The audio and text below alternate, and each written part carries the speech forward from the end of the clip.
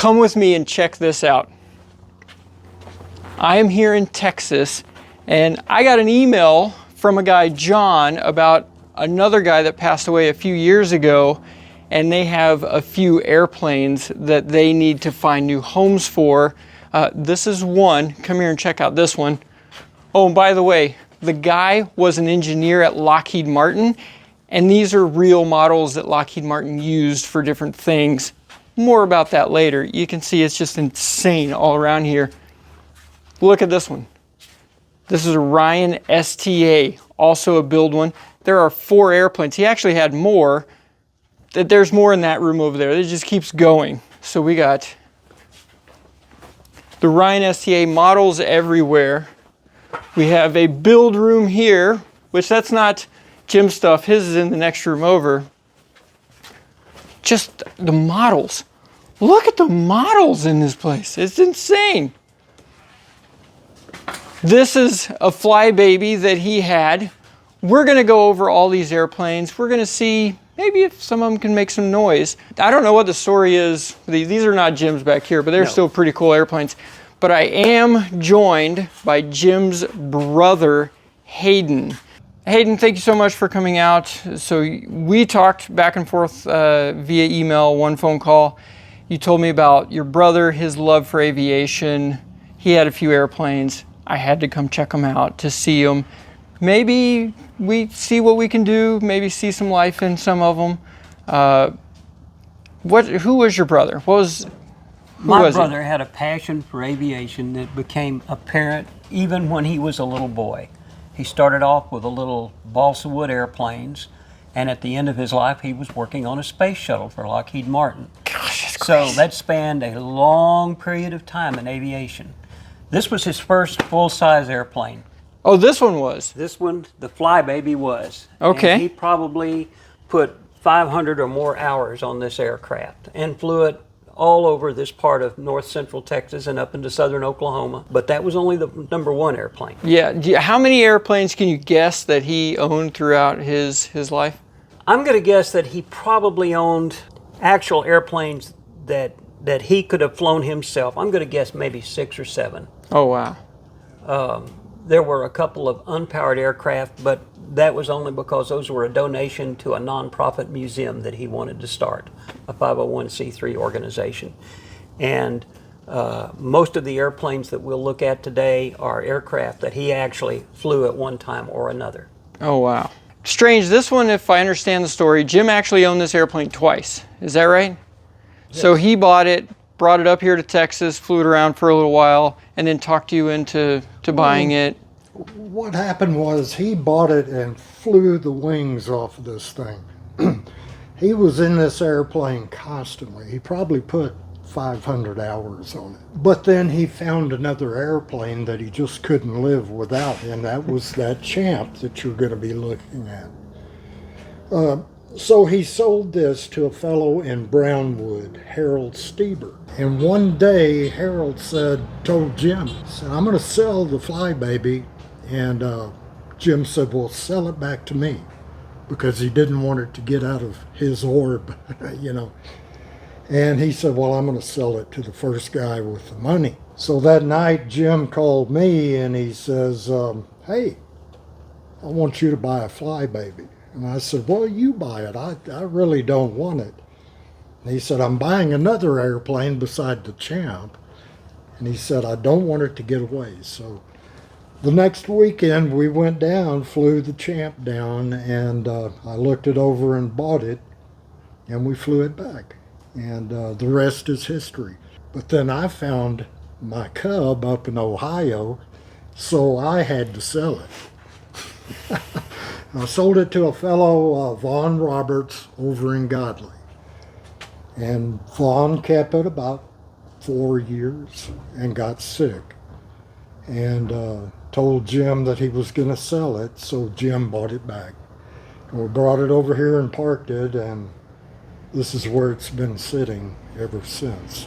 So when was the last time this airplane has flown? About 4.5, 5 years probably.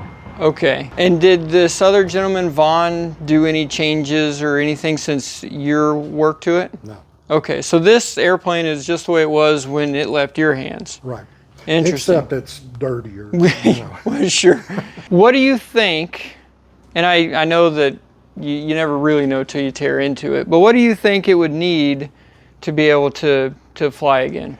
It's going to need a new prop.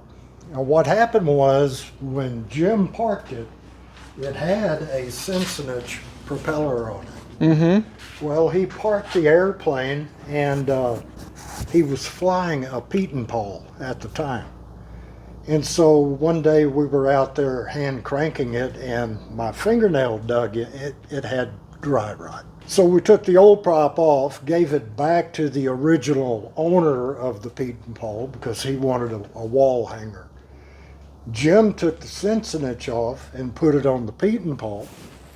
And he said, when we get around to it, we'll buy a new Cincinnati for this. But he was wanting to fly that Pete Paul. Anyway, some fellow came along and donated this propeller. I don't know if it's airworthy or not. Cub on it's it. It's a Cincinnati. I don't know. It's old. It could probably be made airworthy again. Yeah, but okay. So a prop definitely. So a prop. The magnetos probably need to. Yeah, oh yeah, because it's just sitting on there. Okay. The magnetos need to be sent out and gone through. There's some holes in the exhaust back up here that need to be welded. Oh, okay, yeah. And then just a good thorough annual, and I think it'd be ready to go. Yeah, so honestly, it doesn't sound like anything significant. And when I look at these, I'm looking at fabric work, the rot and corrosion. Those are the cancers that will just kill an airplane. And there's nothing you can really do about it without a huge amount of work. Right. Yeah, this one I think was, throw a little money at it. A couple of bolt-on items and inspection. Be ready to go, and it's one heck of a good flying airplane. Hayden, you said this was his first. This was his first actual airplane, full-scale plane that you could fly, as most people think of an airplane. He'd had thousands of models that he had built over the course. and some of those are here, and some of these are built by other people, but just all the way from very simple to very complex. He did U-control, which is with a control line. He did radio control. He did hold back up a second. What? U-control with a control line? For a remote control, like one of these airplanes? It was a string in the... A U-control is the one where people fly it in a circle. And they stand in one spot and they fly it round and round. What? And you control the elevator. Oh, yeah. We're not able to pull this one out, get it, fired up because primarily the propeller is just sitting on here. It's not the right one. We can't start one of these engines without propeller on it because it just messes and does all kinds of bad stuff. So we can just visually look around this thing and enjoy it. Now, I'm curious, good story, fun story about Jim and this airplane. To remember is that Jim loved to fly more than he loved to eat. And a lot of times we would take off, I'd be in the Cub, or he'd be in this, or I'd be in the Champ, or he'd be in the Champ, and I'd be in this. Whatever. But one day we were out flying formation, and I think I've got some video on my YouTube channel of this airplane flying. But we were flying along, and we had always commented back and forth that this airplane has such light controls that it would be just a pleasure to do a aileron roll in it. But it only had one single belt, and open cockpit, and I don't know about that. Well, we were out in formation one day, and I saw Jim pulling that nose up. I thought, he's going to do it. And he did. And he did the most beautiful aileron roll in this airplane that you've ever seen. But that's the kind of guy he was. He just loved that kind of stuff. The big thing nowadays is backcountry flying and the STOL competitions and these guys getting on YouTube and landing on water, and all of that kind of stuff. Well, back in 1985, I had a Pete and Paul derivative that I built. And an airline buddy of mine lives over in Godley, and I'm not going to mention his name, but he used to tell me about landing a T-craft on water, you know, wheel land. And we thought, oh man, you're full of baloney.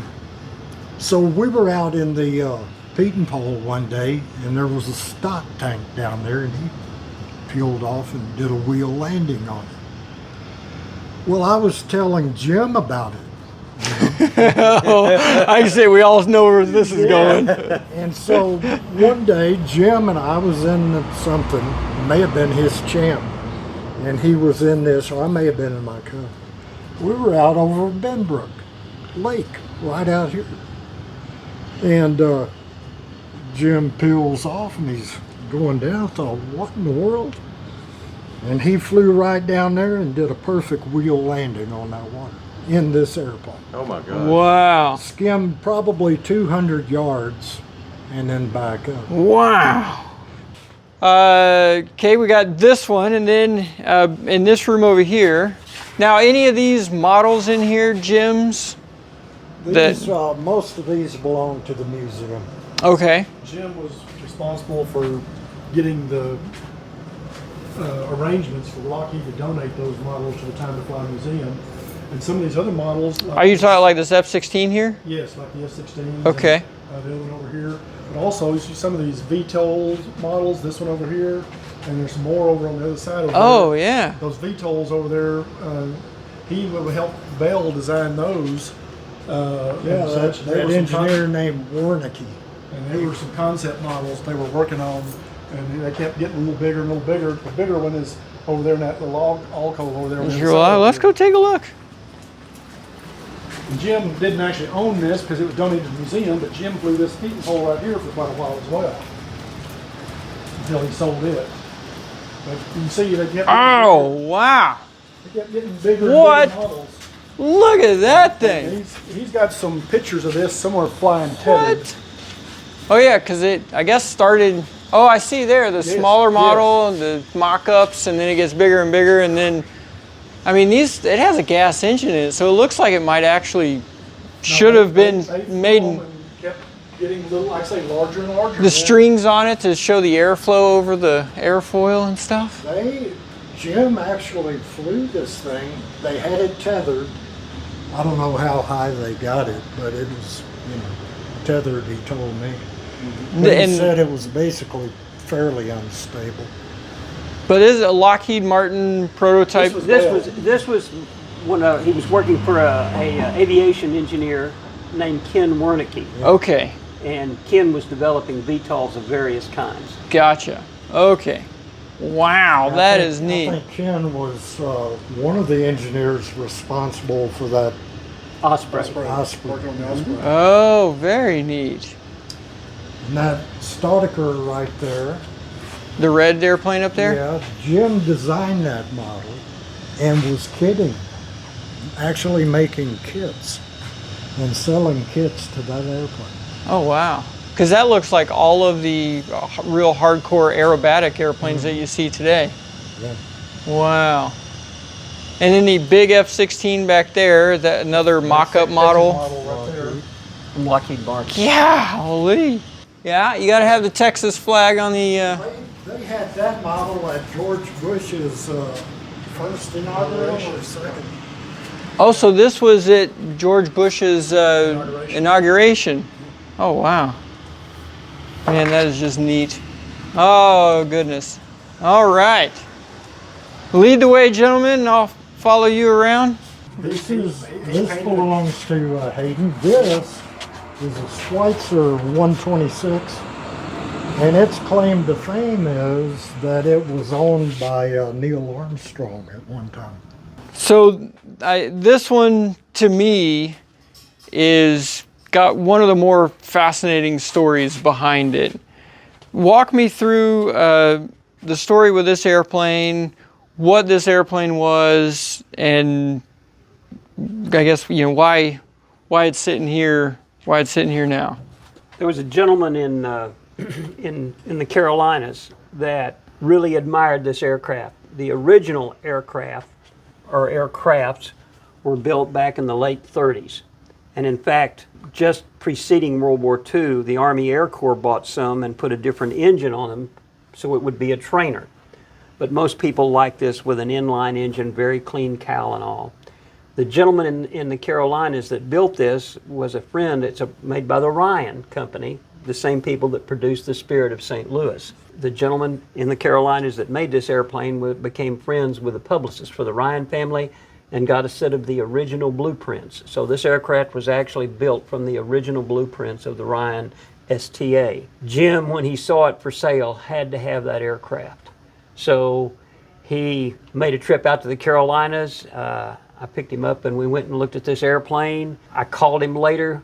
There was a little problem getting the engine started. I thought he'd given up on it. I said, "What are you going to spend your money on now?" And he said, "I'm coming to get the airplane." This was in February with an open cockpit airplane. Whew, man. So he came out and I actually got in the aircraft with him. We flew once around the pattern and then I got out and he headed for Texas. It was about 28 degrees. So it was kind of a cool trip the first leg or two in an open cockpit aircraft. I understand, he told me he landed down at, I think, Orangeburg, South Carolina, and there were two guys standing outside actually working on a regular aircraft with one of these forced heat fans, and they actually had to lift Jim. He was so cold they had to lift him out of the cockpit and stand him in front of the forced air heater to warm him up a little bit. The weather, thank heavens, got a little warmer as he got down through Georgia, so it turned out to be a good trip for him. Oh man, that's fantastic. Just fantastic. And this is all metal fuselage, fabric wing, and control surfaces back here, right? Yeah. Correct. And now this, my understanding, is 1-to-1 scale from it is the a Ryan. 1-to-1 scale. It is the original Ryan and this one are exactly the same size. And it's gorgeous, just for an airplane. And then I think, does it have the wheel pants still on it? It does. This thing, I mean, you sent me pictures, and honestly, this was the reason I'm like, yeah, we're coming to Texas. As spoiler alert, we're not going to be able to start this one up either because it's got a strange engine in it that had an issue. And you were telling me some. Were you here, or what's the story with the engine? It's got a Czechoslovakian engine, a LOM, L-O-M. They don't make that particular engine anymore, and you can't get parts. I came out here one day and Jim had it out here and he started it and he motioned for me to come over. I climbed up on the wing walk. I said, "What's the matter with you?" "I don't have any oil pressure." I said, "Well, kill the engine." Shut it off. He said, "Well, it's not running hot or anything." He went ahead and we checked out the gauge and it wasn't it. And we pulled the engine manual to try to figure out where that oil pump was. We uncowled it and dug into it, and sure enough, it sheared something on the oil pump. But you can't get parts. They're building the new LOM engine, but the parts won't interchange. Now I'm sure there is somebody out there with parts that you can get. Just gonna have to, chase Really it good down. machinist. Yeah. Yeah, make the part again. Exactly. Mm-hmm. And it's a beautiful flying airplane. It's a just absolute joy to fly. Now, have you flown this one? Mm-hmm. Oh, you have? Yeah. Okay. And two-seater, which an open cockpit two-seater, there's nothing better than that. Oh, There were a number of times that people asked Jim to deliver aircraft for them, and they were unusual. They weren't your standard There's a lot of stories there aircraft too. like Yeah. Cessnas. Oh, Yeah, he there was a gentleman in West Virginia that bought an aircraft, and the person he brought it from here in Texas was reluctant to deliver it himself. He asked Jim, so Jim brought it over here to Spinks, flew it for about 2 weeks to build up familiarity, and then he flew it to West Virginia, to this gentleman's airfield. So he was considered a really good aviator from a practical standpoint. One of the best flying stick, yeah. one of the best flying sticks I'm aware of. Oh, man. And I see the F-117 Stealth back there. Yep. Was that another model that Jim was able to bring for display? Yep. Man, that's crazy. It's amazing. I forgot to mention, this airplane is rather famous. It was in a Range Rover commercial that they filmed in Mexico, where some special Hollywood pilot was the only one on the film studio's insurance that could fly it. So Jim flew it down to Mexico. You can see this is the airplane here. And they flew it down there so they can do the commercial and then flew it back. So I'm sure maybe we can research and put in the video a segment of that commercial if we can find it. So behind me is the Pitts S1C, is that correct? Yeah, okay. Correct. So this is this one the aerobatic one It is in certainly the whole an bit? aerobatic aircraft. It certainly is. And so tell me the story behind Jim and this airplane here.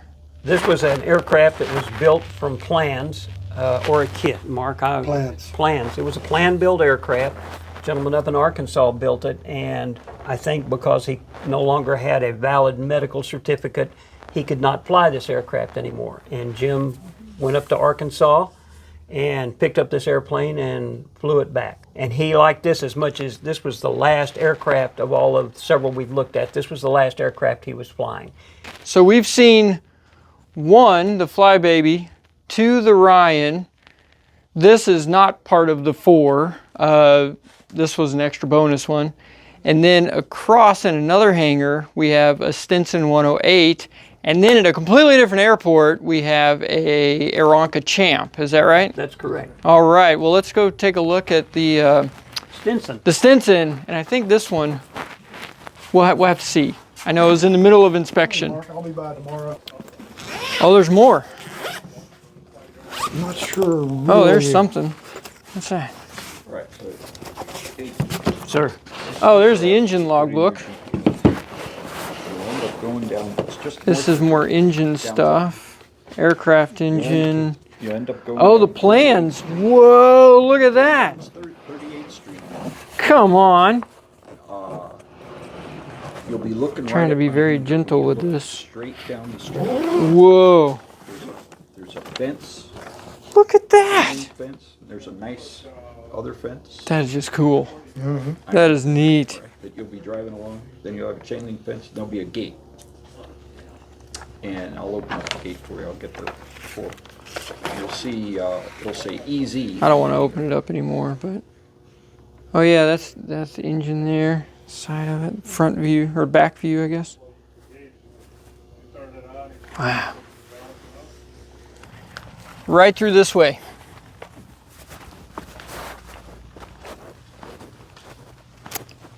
Wow. Some Moonies, some V-tails, Bonanzas. We got cool stuff over there. There. This is the mighty Stinson. It's a good looking airplane. Wow. It's in the middle of its annual inspection or 100-hour inspection, so that's why all the panels are taken off and everything's open. Because it's in the middle of the inspection, we're not able to start it up right now, but we could definitely take a look at this thing. It looks pretty good from here. So walk me around, and what's the story with this? What's Jim's story with this airplane? Okay.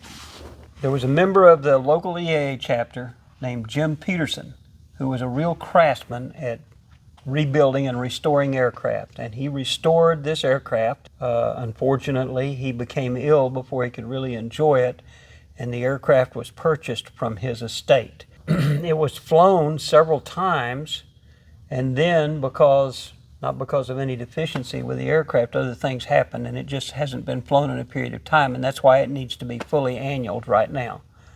There are some minor things with it, and it does not have the latest avionics, and so it would have to be updated with avionics to an extent. But it's really a pretty solid aircraft. I believe it was restored sometime around completed in 2010. I don't know how long. Oh, so I was going to say this looks really good, so it couldn't have been very long ago. It was flown very, very little. My brother and Marcus Moon have a YouTube video flying this aircraft. Oh, fantastic. Looking, I don't know if the lighting will be good enough, but come in here and look. They told me that the engine was a 0-time rebuild, gone through engine, and it looks like it. Everything on this looks new. It's kind of, it's just impressive. Yeah, this, man.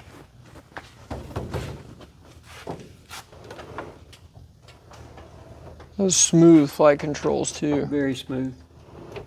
Very, very little give to them. Very tight. Interior looks new. He was a craftsman. Yeah, he was. Holy moly.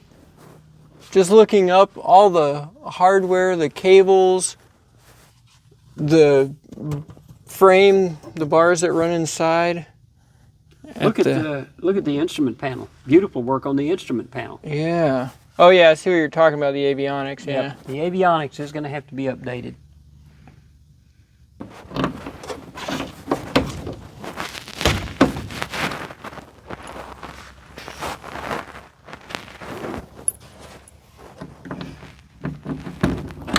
There we go. Oh wow. Look at that in there. Here, yeah, stick the camera down in there.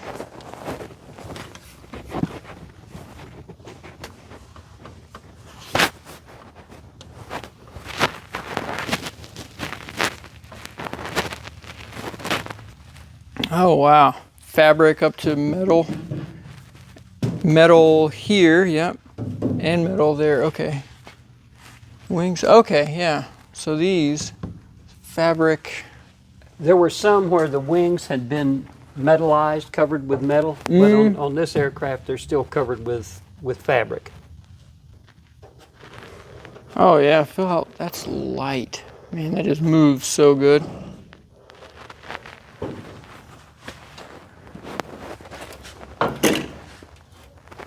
Oh my Lord, look at that. Here, gotta get a little flashlight on that. Look, that is brand new. Holy moly. Check this out, we're here to see the other airplane and look what is right next door.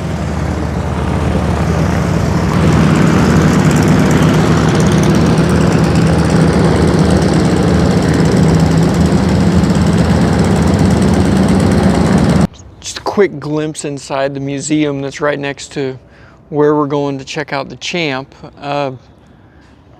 They're in good company. This place is awesome. Apparently they all fly as well.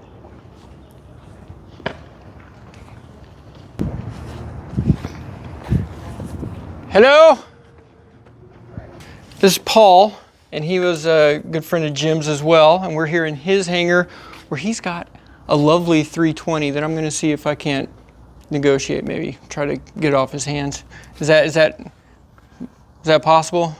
I mean, this is pretty nice. Yeah, for the right price. Someone of your stature. Oh no, it is. Oh man, but this is sensibility. Yeah, just real quick, and it's This basically. is a running airplane though, so I don't That's true. That's not for me. This is it's too nice for me. Well, it's a beautiful airplane, but yes. So the reason we're here is the Champ. All right, what are we looking at here, Hayden? This is an Aeronica 7AC Champ built in 1947. It originally was equipped with a 65 horsepower engine, and this one has been modified to a 90 horsepower. One of the complaints initially about this aircraft was that it was underpowered. So a number of them, and it was an STC, it was an authorized upgrade to a 90 horsepower engine, which this one has. There were a few other changes to the aircraft, fuel tanks and so forth, but that essentially makes it a much better aircraft from the standpoint of carrying weight. Not so much on speed, of course, that's primarily determined by the airframe shape, but still a good general purpose aircraft. Probably a lot shorter takeoff, some shorter takeoff than the 65 horsepower. Yeah, and tell me the history with your brother in this airplane. This was the second aircraft that my brother owned. He bought a Bowers Flybaby and probably put 500 hours on that Bowers Flybaby over 3 or 4 years, and then he heard about this airplane here. I think it's probably someplace in Arkansas. It was owned by a gentleman there, and he went up and picked up this aircraft and brought it back to Spinks in South Fort Worth. Do you know about what year that was? I'm going to say it was approximately 2012. Okay. I think that was about right. Okay.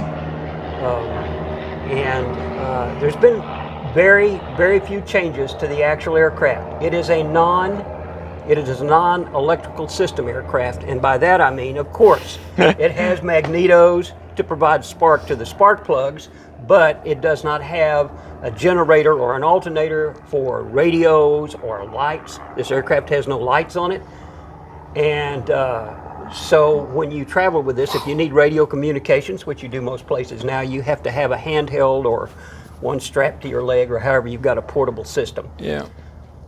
And the biggest, you got to just man up, grab that, throw the prop, and without chopping your fingers off. That is a real important part of an aircraft without an electrical system. That also means there's no battery and no starter. He never wanted me to prop it, so that I honored his wishes. But I would be sitting in the aircraft when he propped it, and it was an easy starting aircraft. Oh yeah, the magnetos look brand new on this thing. Well, that's a good sign.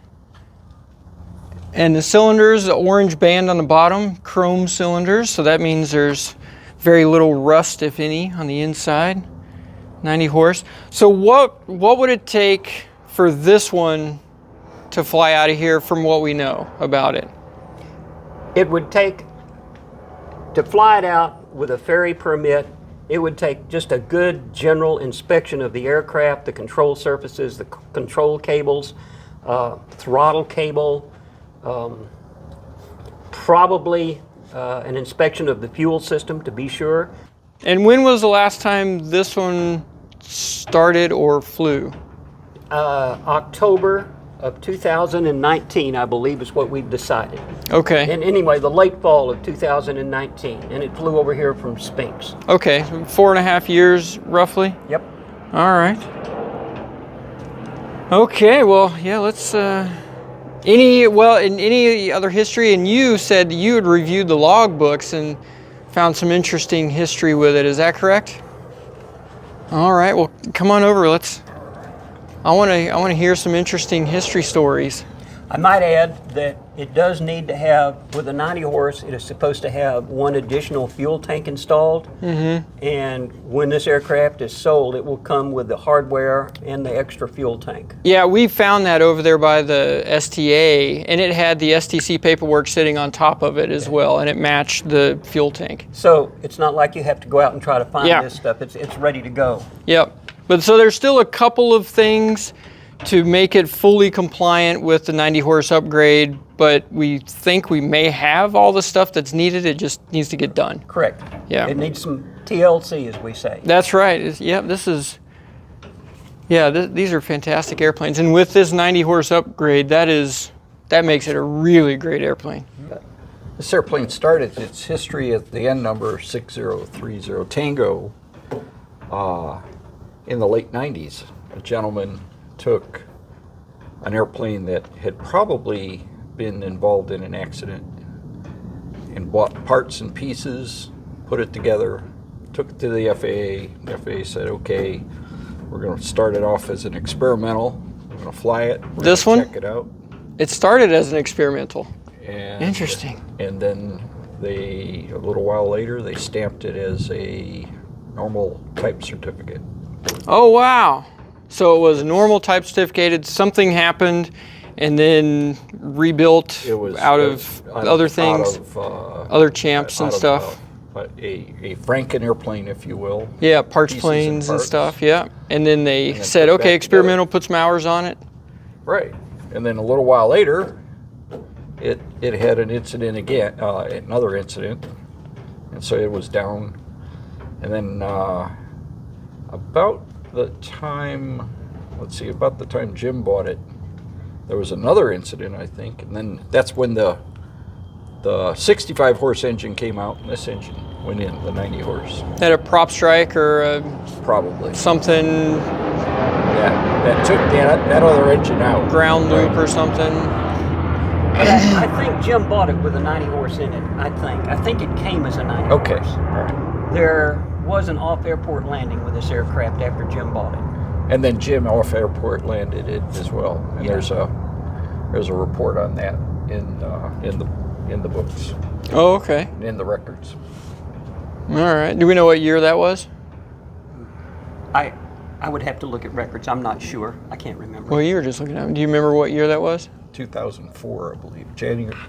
July 4, 2004, something like that is what my memory says. Okay. Well, you were saying 2012 was when he got this airplane. Yeah, He so got obviously it a was lot before earlier, that. actually. Okay. Oh, okay.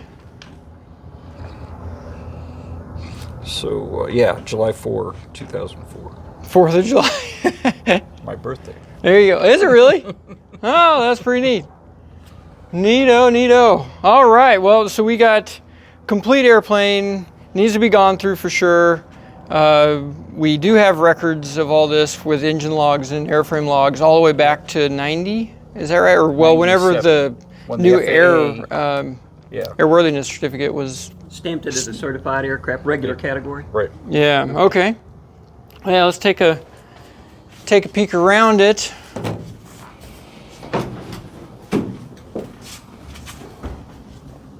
Wow.